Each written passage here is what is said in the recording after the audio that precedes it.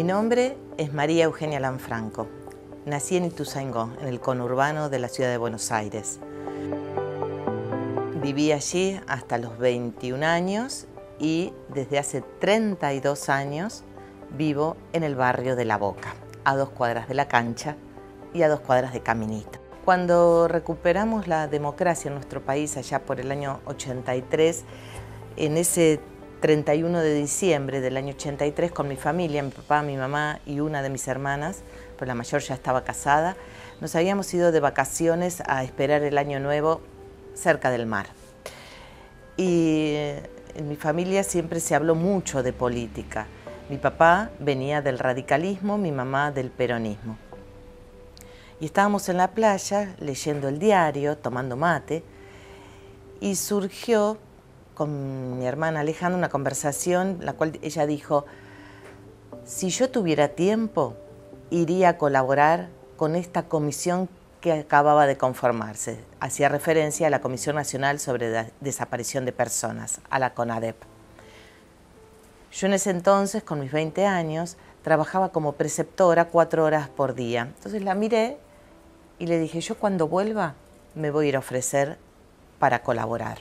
Y así hice. Cuando llegué a Buenos Aires, el primer día fui a trabajar a la mañana y al mediodía, cuando salí, me tomé el tren Sarmiento, un colectivo, y llegué al Centro Cultural General San Martín, donde funcionaba la comisión, la CONADEP. Un compañero me atendió y yo dije que quería colaborar, aunque sea sirviendo café. Y así fue. Me preguntaron cuándo querés comenzar y dije: mañana. Y el otro día repetí esta situación. Iba como preceptora a la mañana, al mediodía tomaba el tren y durante la tarde trabajaba en la CONADEP. Mi primera tarea fue en el archivo y después comencé a trabajar en el área de denuncias, a tomar registro de las denuncias que venían a ser familiares de personas que estaban desaparecidas. Para mí el trabajo de la CONADEP, mis 2 hijos y el teatro han sido los ejes fundamentales, los que más valoro en mis casi 60 años. Seguro que tanto mis hijos, el trabajo en la CONADEP, como el teatro, y en particular el teatro comunitario, fueron los cambios más importantes que tuve en mi vida y los que me formatearon, como se dice habitualmente, ¿no?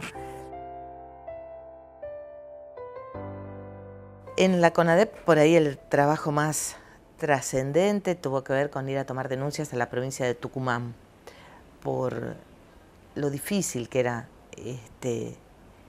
tomar en aquel momento denuncias allá donde la mayoría de la población era la primera vez que se acercaba a un organismo, en este caso un organismo del Estado, no era un organismo de derechos humanos, a contar, a relatar la penosa situación por alguna desaparición de un familiar o por situaciones vividas en carne propia, situaciones de tortura, de vejaciones de todo tipo. Y además, lo que ocurría en Tucumán en particular era que acá también, pero era un poco más anónimo, la convivencia con aquellas personas que hasta hacían muy pocos días, meses, habían estado absolutamente involucradas con la represión y la tortura y la desaparición. Recuerdo que las madres de Plaza de Mayo de Tucumán nos habían invitado a los compañeros que habíamos ido a tomar denuncias de la CONADEP a hacer la ronda con ellas el jueves que estuvimos allí. Y así hicimos, obviamente aceptamos de muy buen grado, ¿no es cierto?, la invitación que nos hicieron las madres y los organismos de derechos humanos a dar la vuelta en la plaza principal de San Miguel de Tucumán. A todo esto, hacía días que veníamos tomando denuncias y hacían referencia a torturadores, entre ellos el Torto Albornoz y obviamente el general Bussi. Lo difícil fue que cuando estábamos dando la vuelta en la plaza con las madres, en una esquina estaba Albornoz en una actitud absolutamente amenazante, ¿no? No es que allá solamente en Tucumán uno recibía esa situación de amenazas. Acá también, cuando trabajábamos en la oficina del Centro Cultural San Martín, donde estaba la CONADEP, pero eran un poquito más distantes, porque sobre todo las amenazas eran fundamentalmente telefónicas. En ese entonces no había mail. Yo siempre digo que la CONADEP es pre-internet. Nos cuesta mucho, es difícil imaginar esa época en la que todavía no teníamos ni el mail, ni el WhatsApp, ni el celular como herramienta cotidiana, como elemento de trabajo diario, ¿no? Entonces las amenazas eran telefónicas y en algunos casos eran personales. Recuerdo un fin de semana que con un noviecito de aquel entonces, yo vivía en Ituzaingó y volvíamos caminando desde la estación de Ituzaingó hasta mi casa, que está a 6-7 cuadras, y un auto nos empezó a seguir a la par. Primero creímos que nos iban a asaltar y después nos dimos cuenta que no, que se trataba de otra cosa, porque nos siguió en forma paralela cuando nosotros íbamos caminando las 7 cuadras. Y cuando, en vez de entrar a mi casa, nos fuimos hasta la puerta del club, de la vuelta, que estaba a la vuelta, y las dos personas que estaban adentro nos miraron y aceleraron y salieron. El lunes, cuando fui a la CONADEP, a varios compañeros durante ese fin de semana habían recibido amenazas en sus teléfonos del hogar o habían sido también seguidos en alguna situación de vía pública. Con mis 20 años muchas veces me preguntan si yo tenía miedo. La verdad que tal vez la inconsciencia de tener solo 20 años hacía que no lo tuviera. Hoy lo pienso y me da temor. El contexto era muy distinto a lo que vivimos hoy. Hoy vivimos situaciones muy penosas como, bueno, el intento de asesinato de hasta nuestra vicepresidenta, que más allá de opinión política o partidaria que podemos tener, es un hecho aberrante que nos haya ocurrido en plena democracia. Creo que es el hecho aberrante más importante que tuvimos desde que recuperamos la democracia. De todas maneras, en aquel entonces la convivencia con los represores era permanente, porque estas mismas personas que hasta hacía pocos minutos habían estado en los centros clandestinos torturando y matando o arrojando a personas al Río de la Plata, convivían con nosotros. Por eso la CONADEP para mí marcó mi vida. Es lo más importante que hice. Es el mayor orgullo que yo tengo. Y me alegra sentir que fue orgullo ese trabajo para mis padres y para mis hijos.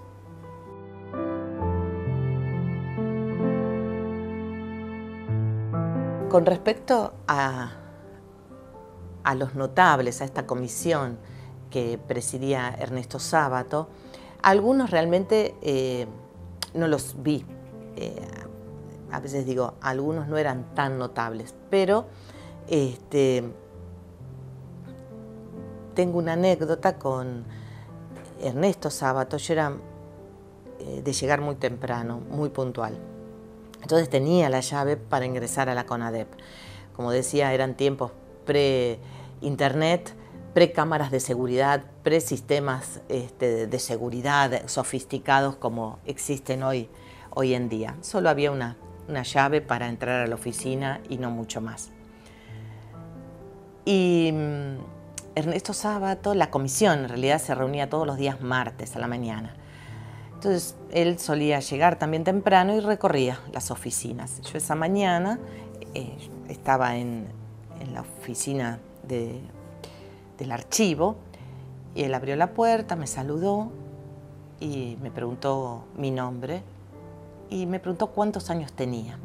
Cuando le dije que tenía 21, que había cumplido recientemente, me dijo, demasiado joven para escuchar tanto horror.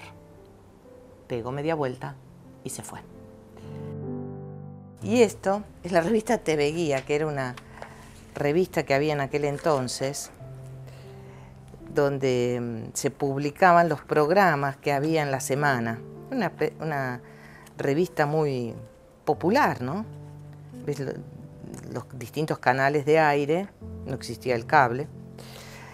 Y a los 6 meses de conformada la CONADEP hubo un programa que se emitió por el Canal 13, que tuvo un rating importantísimo. Bueno, en la película 1985 viste que la nombran.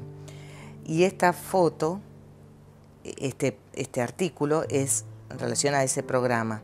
Klimovsky, Magdalena Ruiz Guiñazú. Magdalena, mirá, claro, qué jovencita. Sábato, esta que está acá soy yo. No se me reconoce, tenía pelo largo y era joven. Periódico del sur de la capital, sur capitalino, de acá de la zona de Barracas, La Boca, y como vecina del barrio me hicieron una nota, un poco la temática del Nunca Más volvió a tener mucha relevancia a partir de la película 1985. Estoy procurando con un dramaturgo muy querido y con otras personas amigas, también queridas, armar algún tipo de obra teatral, biodramática, para unir el teatro con la CONADEP. Espero lograrlo y les contaré e invitaré si esto es factible. Y esta idea surgió ya hace muchos años y tiene como principal objetivo homenajear a los no notables. ¿Quiénes somos los no notables? Aquellas 100 personas anónimas como yo, que durante los 9 meses que duró la CONADEP, desde su conformación a fines de diciembre del año 83 hasta el 20 de septiembre de 1984, día en que se entrega el informe Nunca Más a Raúl Alfonsín, y que trabajamos con absoluta entrega, dedicación. Le hemos puesto el alma, le hemos puesto vida, le hemos puesto entusiasmo y muchísima energía y pasión. Muchos de esos compañeros, de esos 100 compañeros, ya no están en este plano. Y por sus familias y por ellos mismos, deseo homenajearlos. Así que en eso estoy, en este momento de mi vida tan particular que es aproximarme a la jubilación.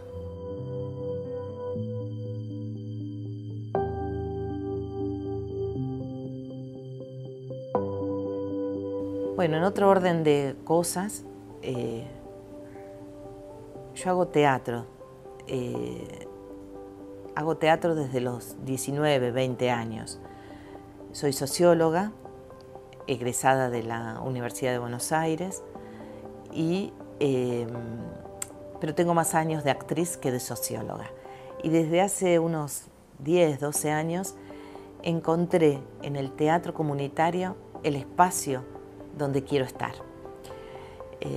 Vieron que a veces uno tiene un par de zapatos que uno especialmente quiere porque uno siente que le van cómodos y que son para uno esos zapatos. Bueno, para mí el teatro comunitario son esos zapatos cómodos, esos zapatos amables, esos zapatos cariñosos con los que puedo andar todo el tiempo. El teatro comunitario es algo bastante particular y creo que existieran más grupos aún en todo el país, hasta me atrevería a decir en el mundo. Creo que viviríamos bastante mejor, el mundo sería bastante más amable. En la Argentina existen alrededor de 50, 60 grupos a lo largo y ancho de nuestro país. De hecho, hace pocos meses en Paraná hicimos un encuentro en el marco de Cultura Viva Comunitaria, y también fuimos varios grupos de teatro comunitario. Durante la pandemia fue un espacio de acompañamiento importantísimo para los integrantes de cada uno de los grupos y también para los grupos entre sí, para los coordinadores, para los directores, para los grupos de conducción de estos grupos, de los grupos de teatro, que nos reuníamos por Zoom a conversar sobre qué situaciones estábamos viviendo y aprovechamos ese tiempo también para formarnos.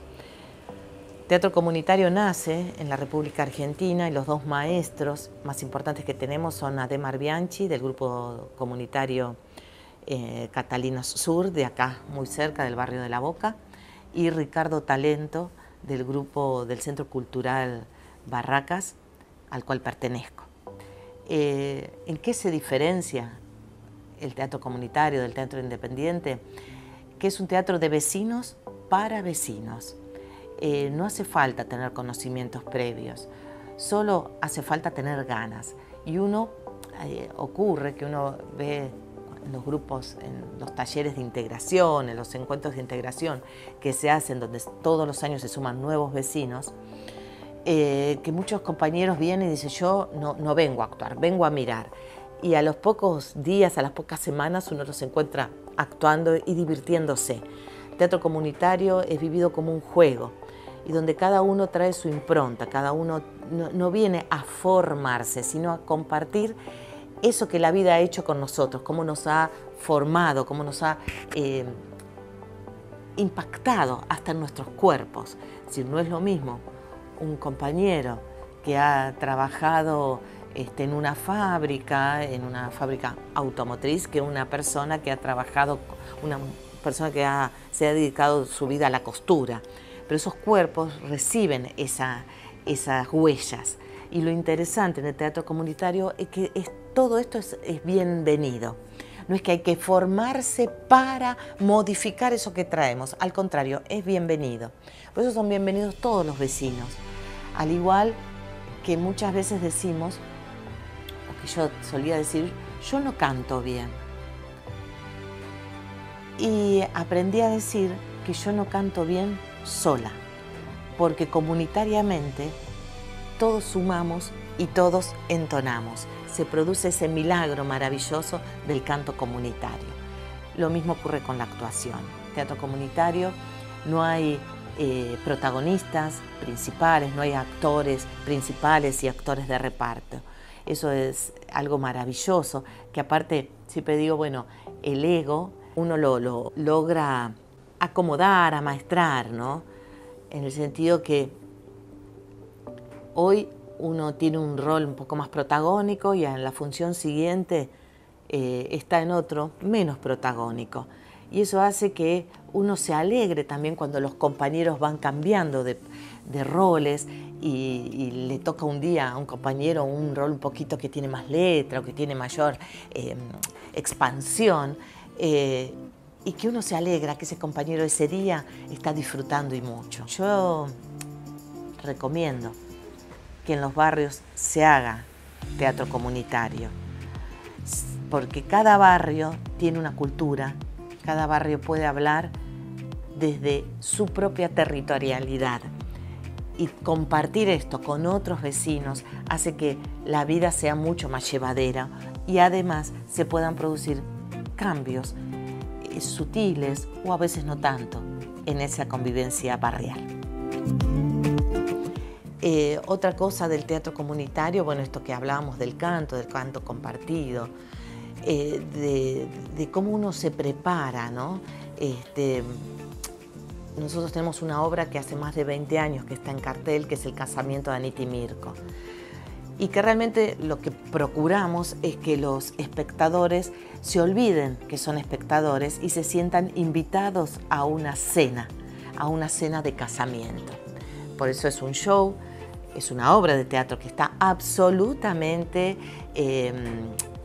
existe una dramaturgia de toda la obra y es única, no es que se va modificando, porque muchas veces el público dice, pero ustedes improvisan. No, no hay nada improvisado. Es esa obra que está probadísima a lo largo de los años.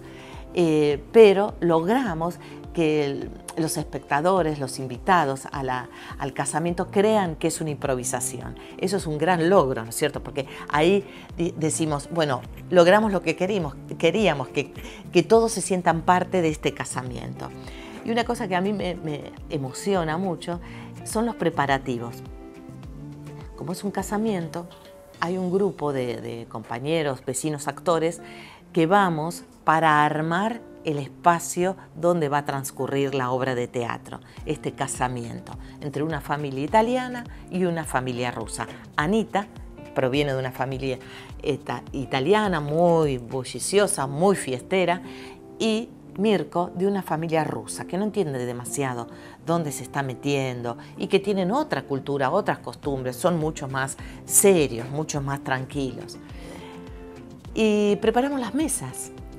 Y ese amor que uno pone, ¿no?, en ese armado de esos manteles, un centro de mesa, los vasos, las servilletas, a mí me hace acordar mucho cuando recibo en mi hogar, este es mi hogar, a amigos, a familiares, cuando los invito a comer, que uno le pone ese cariño, ¿no es cierto?, en preparar esa comidita o esa velada especial. Acá todos los sábados nosotros esperamos a los espectadores, a los invitados al casamiento de Anita y Mirko con esa misma alegría, con esa misma emoción. Y procuramos que cada obra cada función, vivirla como es la primera vez que la hacemos.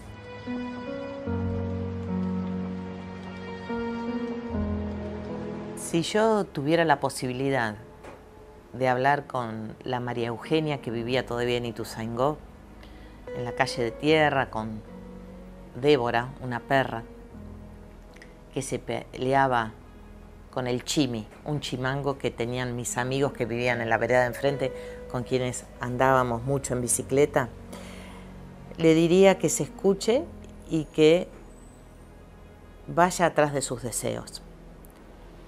En aquel entonces había un programa en televisión que era Teatro como en el Teatro, otra función privada. Eran los únicos programas que había de teatro. Y recuerdo que mi mamá decía, a María Eugenia no le gusta mirar televisión. Y es verdad, no me gusta ni al día de hoy no miro mucha televisión. Pero me encantaba el teatro. Entonces, generosamente el resto de mi familia, el día que estaban estos programas de teatro, decían, no, a María Eugenia es lo que le gusta ver. Y veíamos esos programas, ¿no?, de teatro como en el teatro. Darío Vittori, que probablemente no eran buenas obras, tal vez sí. Y a mí me encantaba porque yo me metía en ese mundo del teatro, miraba cómo construían, cómo ideaban esos escenarios, que a veces no eran tan buenos. Me acuerdo que cerraban la puerta y temblaba la pared. Pero yo decía, ay, ¿qué personaje? Me preguntaba, ¿qué personaje me hubiera gustado ser de esta obra? Y eso era muy chiquita, y en Ituzaingó no había ninguna posibilidad de hacer teatro, no había maestros, no había nada. Y con el tiempo empecé a ver teatro, empecé a viajar sola para poder venir a Capital, al centro, como se decía, para ver obras de teatro, donde vi unos bodrios maravillosos y unas obras espectaculares. Pero les aseguro que no podía distinguir el bodrio del espectáculo, porque no tenía formación. Y después, bueno, la vida me dio la posibilidad de ir formándome. Así que yo a esa María Eugenia le diría, qué bueno que viste teatro como en el teatro, que lo viste a Darío Vittori, qué bueno que tuviste una familia que detectó eso en vos y que te acompañó. Y qué bueno que hoy, con 60 años, te hayas agarrado fuerte de esa tabla de salvación que es el teatro en mi vida. Como digo yo, nunca me dio dinero, pero me dio tanta alegría, tanto placer. Y el hacerlo con otros es maravilloso.